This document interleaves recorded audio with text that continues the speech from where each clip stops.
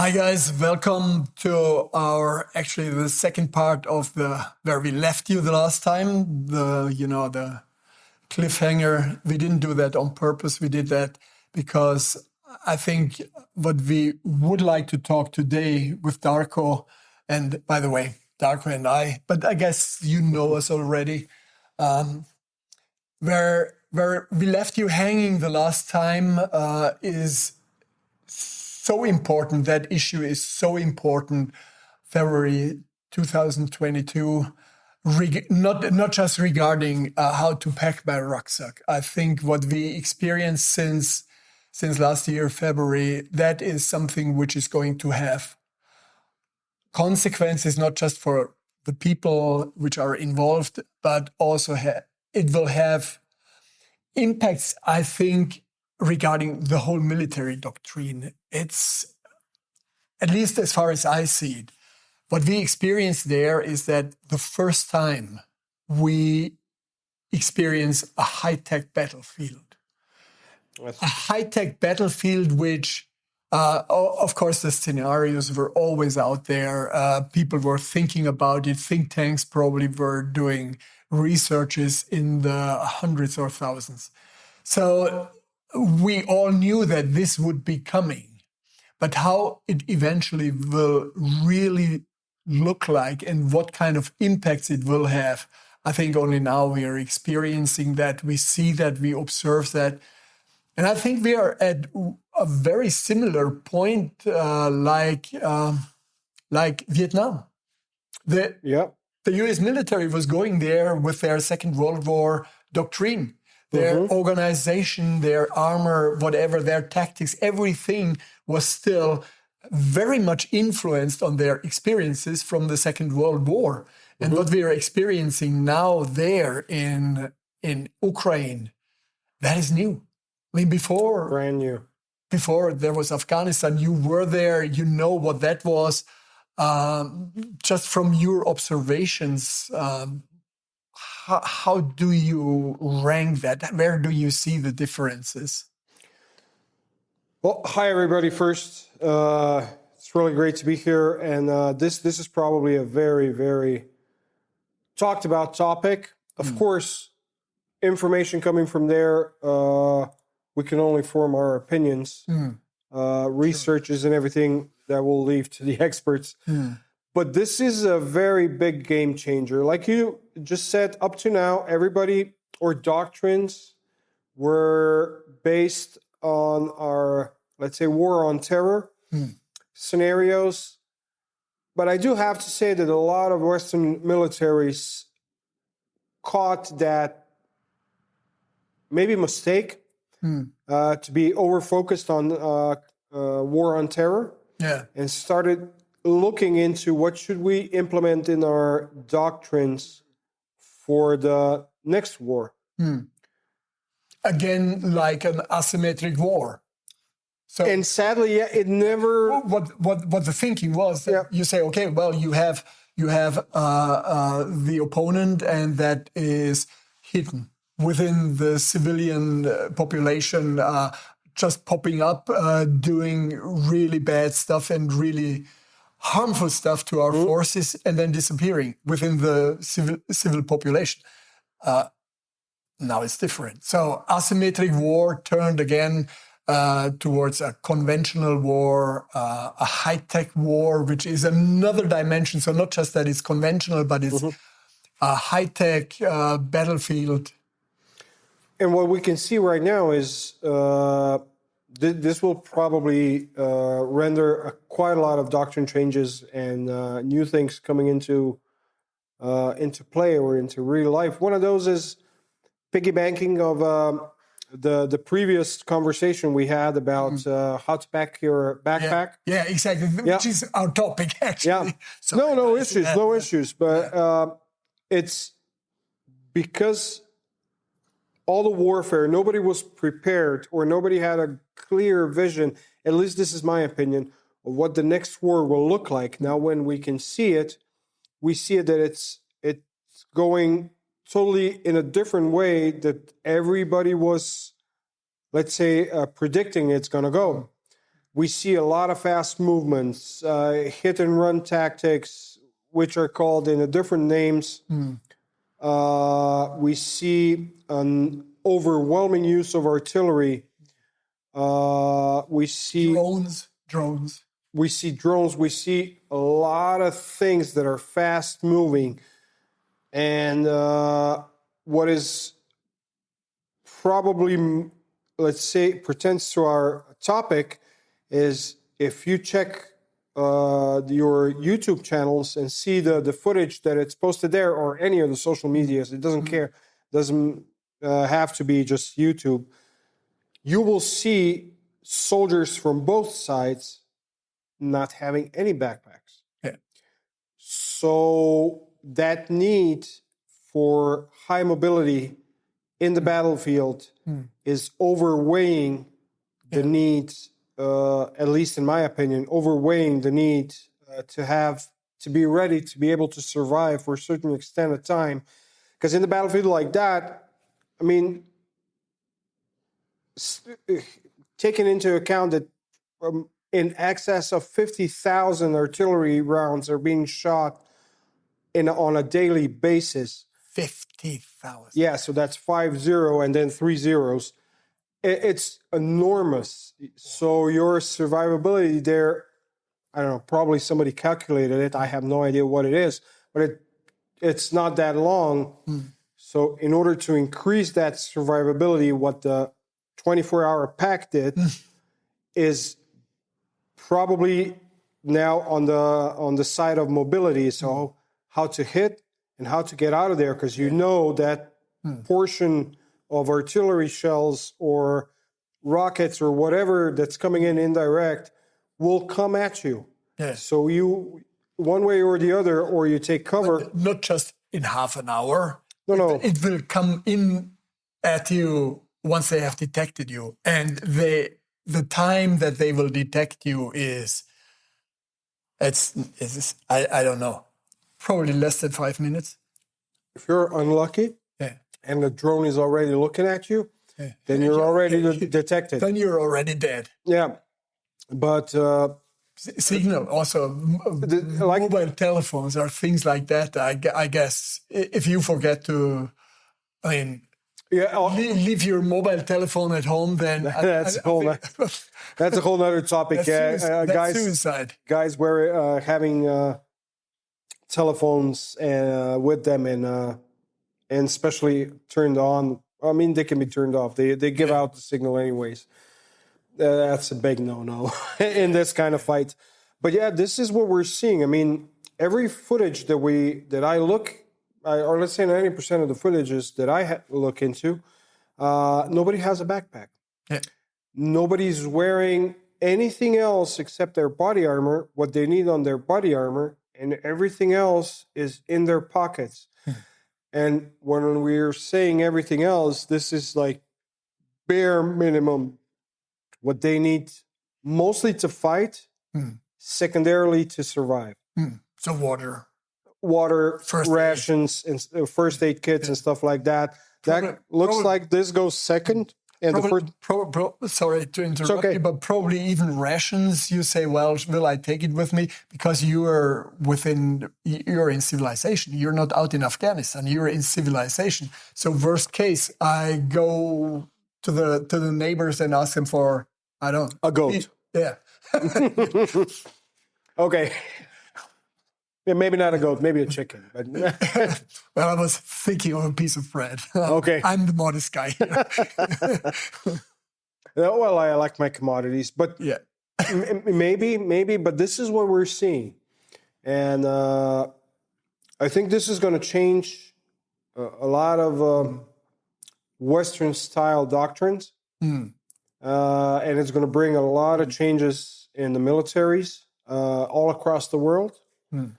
And this is going to have a big influence on the previous topic that we were talking about and does it even make sense to have a 24-hour backpack with you? Yeah, question. I mean, that is also a question. I mean, nobody knows here where we are or where we are heading. But I guess that you guys, you have your own opinions about that, and we would really, really appreciate if you leave these in the comments, because that would be really interesting what you think about. Because again, like I said already in the last one, me as the guy who develops products, for me, it is super important to know where we are heading at.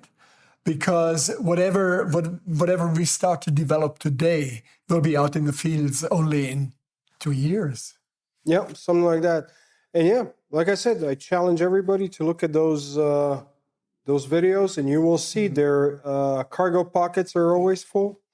Their pouches on their plate carriers or armor, they have specific things that are focused on fighting, not on surviving. And at the same time, you have to, be, as slim-lined as possible, because you are sitting in vehicles, you are transported with vehicles, you are in tight spaces, and you are operating out of tight spaces. So not just the space in my potential backpack or pockets or wherever is limited. I mean, the space of the vehicle or whatever transports me to the spot where I then start my mission is very limited. It could be a Golf 5, which was just taken by the team, and that would actually be a luxury, because the APCs have even less space than. No, really. I'm talking about 10 people going in a Golf 5, But you're right. I mean, you're operating out of really limited space, and I mean, God help that you are getting caught when you're exiting that vehicle. That's the first thing, of course. And the first target for any infantry unit or any unit whatsoever is going to be that big vehicle. Yeah. If it is a Golf, okay. If it's the biggest vehicle in sight, it's going to get shot. If it's an APC, it's going to be the APC. So whatever you leave in there. So the luxury, like you mentioned, having your stuff or kit in the Humvee, out of discussion. You could leave it there, but you'll have to count on it. Don't count that that's going to be there in a couple of minutes. Yeah. And that, taking this into an account, and what we're seeing right now, so soldiers going into villages, into their trenches, and everything as light as possible.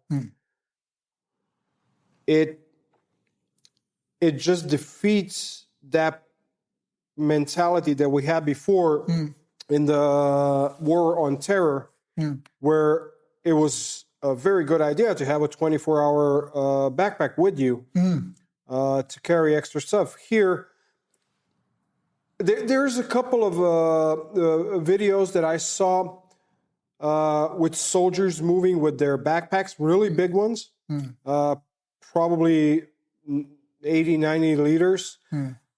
They just get mowed down because they're so slow because of the backpacks. I don't know what they were doing. I don't know which side it is. I have no details. And it might be way behind the lines. Yeah, but the thing is, they were too slow to move what it looked like, because they were getting mowed down one after the other, and they just couldn't move faster. Yeah. Sure. Because of all that heavy weight. Why didn't they discard their backpacks? I have no idea. We're not going to get into this surprise. Yeah. Caught by surprise, as things are so fast, that battlefield is changing probably so fast. But, guys, I'm just a guy sitting here comfortably with his water. I'm still fasting. And the beer. And talking about what you're doing out there. And that is, with all my respects, I mean, you have your stories to tell. Like I said, leave your comments if you wish. But like I said, what I can see more and more soldiers, or let's say 90% of the footage, is soldiers relying on their pockets and let's say load carrying systems to have on them what they need for the current fight. not for the tomorrow's fight, not for Yeah. the fight in 2 hours that's going to take, but the fight that's going on right in front of his face. At the same time, like we said already before, because speed is of the essence, you don't have to overpack, for example, your pants, because I mean these are your wheels. That's what is giving you speed. So what I can imagine is that the more you have in your leg pockets, the slower you are, because it hinders you in your movement, which is clear from an ergonomical point of view. Definitely, and especially once you start moving like really fast, then if the pockets are really, let's say, heavy, whatever you put in there, your pants start to pull down. Unless you have UF Pro pants. Unless you have UF Pro pants. You have stuff dangling around that can hurt you. Yeah. It's not going to be like a critical wound, but it's going to be a nuisance. Yeah. And well, but probably you don't feel that nuisance when shit really hits the fan. But you do. You do. You do, but usually you feel it when you're not supposed to. So when you have a moment of pause, you start focusing on something other than what you should be focusing, and that's having your eyes on the perimeter, losing the awareness. Yeah, and those are then the distractions that just pile up that shouldn't be there. But yeah, what I'm seeing is the 24-hour packs and even the larger packs. Again, let's not talk about special forces guys, deep penetrating units. Yeah. That's a total different ball game. But the guys in the field, they are not having, in most of the cases, what they can wear and what they have in their pockets, that's what they use to fight. And I presume that the attrition rate for basic soldiers' gear, so talking about uniforms, armors, and plate carriers and helmets, just has to be overwhelming for both sides. Yeah. So every little commodity is very, very, very precious. Yeah. So, like I said already before, I think where we are at the moment is that crucial point where things are starting to change so dramatically that it's just wild guessing. Whatever we do is wild guessing. Only the guys out there, they really know where it is going. And we are the two smartasses sitting here comfortably and talking about things which I didn't see, you didn't see. We just hear things and, okay, you never know whom you can trust or what information is really reliable. So the more information we are getting from you, not secret information, but what you think in which direction it is going, in which direction, also our development efforts should be going, having in mind that there is such a dramatic doctrine change. So every feedback, It will be. Every feedback is so important for us because we're all struggling. And yeah, and we're seeing changes. Like I said, I don't have a feeling, let's say, that the West anticipated what is going to happen. We were all sure about 100 or 1,000 things, but like we said in the previous part, every plan does not survive first contact, and none of let's say our current plans looks like, or assumptions should be better. Assumptions were right. We were assuming a lot of things, which turn out to be very, very wrong in the West, and that's because probably, again, my opinion, because our way of thinking was faulted to some extent. But this is something that gives us a real life view. And this will get definitely implemented. And believe you me, I mean, all of the Western world is watching this very, very closely, what's going on, because they know that this is something that everybody in the West or everybody across the world is missing. And I'm sad to say, but it is something that needs to be learned from and incorporated into all of the doctrines across the world, and we have to follow. Yeah. We have to support this. And You know, but the thing is that,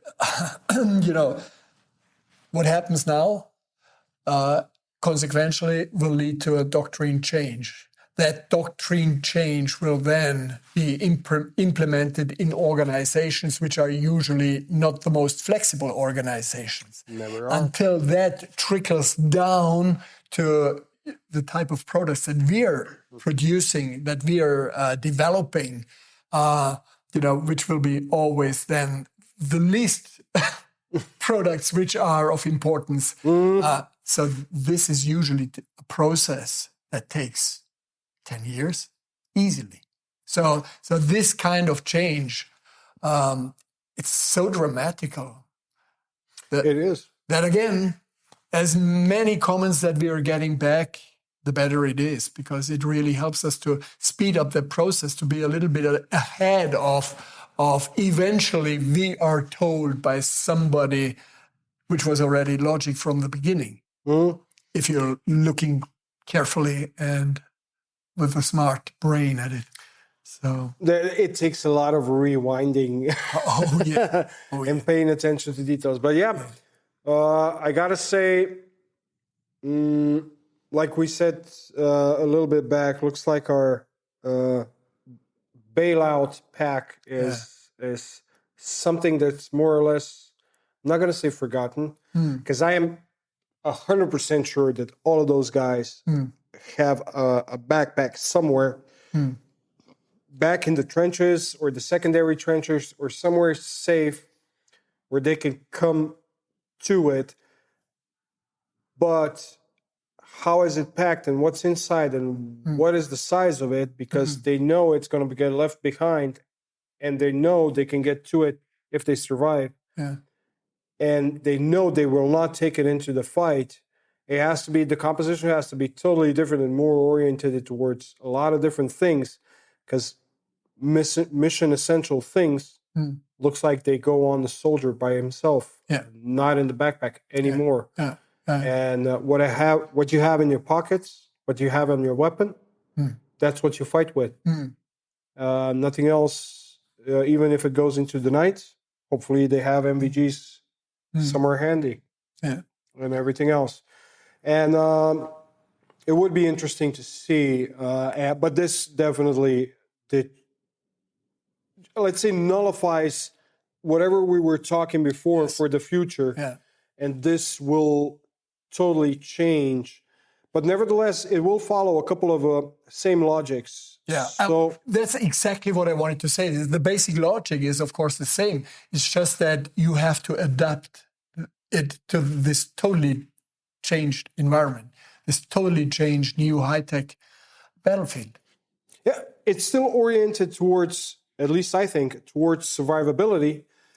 But that survivability now means you have to be highly mobile, which the backpack kind of is not for that. No, not really. So that means you discard of it.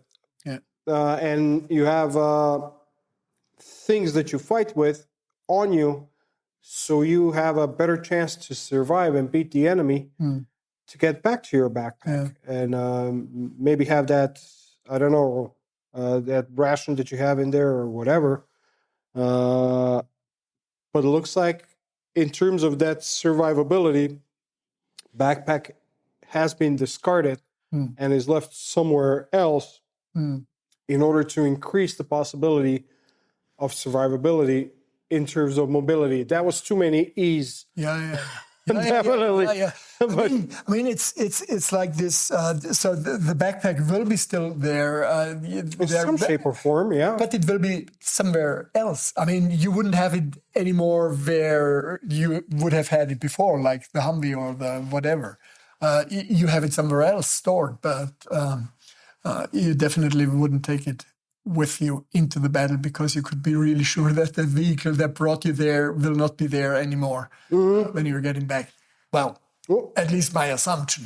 And I will be really surprised if the backpack manufacturers don't pick up off of that, because as the way I see it, most of the backpacks are being left in a different environment as before.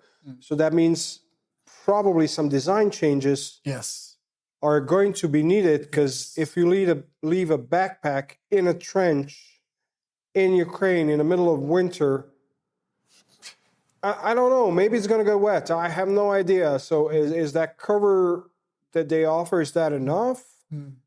In my experience, kind of no, because you don't have it on the back. And if it is something that I think they should pick up on and adjust it. But yeah, I think backpack will stay there. Yeah. Its usage and its packing will drastically change for the military. But I don't think the mindset will change. I think this is the mindset that was set during we could probably say all of the wars from Second World War onwards, is to have something with you to increase your survivability. Sure, absolutely. I mean, will always be there. And I don't see this backpack, nothing else but this. Of course, a lot of various factors come in, but this is the main. I mean, I totally agree. The only difference is you're saying the backpack with the things that hold whatever it takes to survive.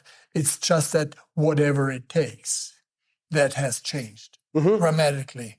And where I can store it will probably change totally. Yeah, where it's going to be left. Yes. Like I said, you don't want to be taking it into the front lines, because you will have to move. You will have to be mobile quite a lot. And that thing is a hindrance. However small it is, it will be a hindrance. Yeah. And I guess from our position here, we just can wish guys luck and that they stay safe as much as possible. And I see already a couple of conversations that we are going to have around, these new or these changes, these consequences which are coming out of these experiences on a high-tech battlefield. I see there already a couple of good conversations, and maybe we will succeed also to get, also people here that could discuss together with us their experiences in these changed scenarios, because I don't want to rely on what I see on media, let that be YouTube or whatever. No, definitely. We all know that this is another battlefield, which is social media. That's a battlefield which is going on as well. So with a moment of pause. I guess for now, I think the only thing that we can say is everything is going to change, and the changes that we are going to see will be dramatically in which direction they will be going. We have a sense in which direction it is going, but we would be really thankful if you check in when we are having our next talk, because these things, like I said now already for the fifth or sixth time, these things are important. It's crucial. It's actually what all our development is about, that we take into consideration the small guy who is out there, who is actually risking his life. And so therefore, for today, well, you can see that I'm a little bit depressed because of the things, but all we can say is that thanks for checking in. Stay safe. Stay safe, and looking forward to, maybe having a talk with you, and of course also your feedback. And see you at our next Beer 30. Bye, guys.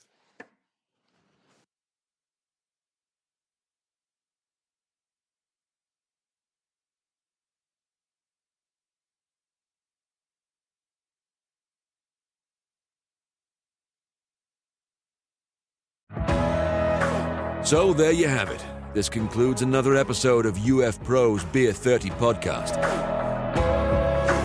Want more information about UF Pro and tactical clothing for professional end users? Then please visit ufpro.com or follow our channels on YouTube, Instagram, Facebook, and TikTok.